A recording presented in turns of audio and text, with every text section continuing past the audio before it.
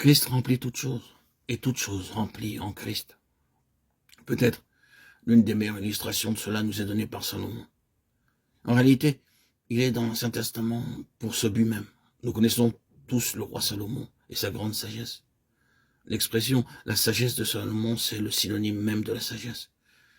Si quelqu'un montre une sagesse ou une finesse particulière, nous le qualifierons aisément de petit Salomon. Je lus récemment dans un journal l'histoire suivante. On racontait dans une classe de garçons l'incident de l'exécution de Jean-Baptiste. Nous nous souvenons que Salomé avait dansé en la présence d'Hérode. Celui-ci en avait eu tant de plaisir qu'il lui dit « Demande-moi ce que tu voudras, je te le donnerai. Sera-ce la moitié de mon royaume ?» Marc 6, 22-23. La jeune fille, elle a consulté sa mauvaise mère, Hérodias. Celle-ci haïssait Jean-Baptiste qui avait jugé ses voies perverses. Elle conseilla à sa fille de demander la tête de Jean-Baptiste. Hérode, en apprenant cela, fut dans une très très grande détresse. Elle chercha un moyen de s'en sortir. Mais il n'en trouva point. Et à cause du serment qu'il avait fait, il ordonna que la tête de Jean-Baptiste lui fût apportée. Ici, le maître s'adressa à la classe et demanda à ses élèves, « Maintenant, qu'auriez-vous fait si vous aviez été à la place d'Hérode ?» Un petit garçon bien éveillé s'écria, « J'aurais dit à la femme, cela appartient à la moitié du royaume que je ne t'avais pas promis. » Et ainsi, dans le journal, l'histoire était intitulée « Un jeune Salomon ». Ceci est juste dit en passant, mais Salomon est le synonyme d'une vaste sagesse.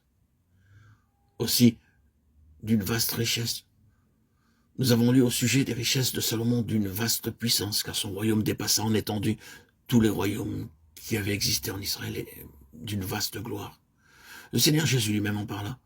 Elle était proverbiale. Il dit Salomon même dans toute sa gloire. Matthieu 6, 29. Et nous lisons que lorsque la reine de Séba vient voir elle-même tout cela, son verdict fut « On ne m'en a pas dit la moitié ». 1 Roi 10, 1, 7. Elle avait entendu des récits étonnants. Mais cependant, on ne lui en avait pas dit la moitié. Or, le peuple de Salomon était au milieu de toute cette richesse. Il se trouvait dans la bénédiction de tout cela. En un certain sens, toute cette richesse était aussi dans le peuple. Salomon ne se serait pas arrogué le droit d'avoir tout cela pour lui-même. Mais on pouvait voir tous ses biens dans les vies et les maisons de son peuple. Le peuple était dans la grandeur de Salomon, mais la grandeur de Salomon est aussi dans le peuple. Or, Jésus dit dans le Nouveau Testament, il y a ici plus que Salomon, Matthieu 12, 42. Christ surpasse infiniment Salomon, et par conséquent le peuple de Christ est, dans la même mesure, plus grand que le peuple de Salomon. Sa plénitude doit être l'héritage de son peuple doit être dans sa plénitude, et sa plénitude doit se trouver en son peuple. C'est le dessein de Dieu, ce que Dieu a voulu.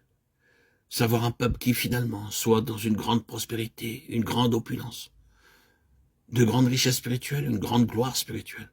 Nous sommes appelés, dit la parole de Dieu, à sa gloire éternelle. 1 Pierre 5, 10. C'est là brièvement et très simplement le dessein de Dieu.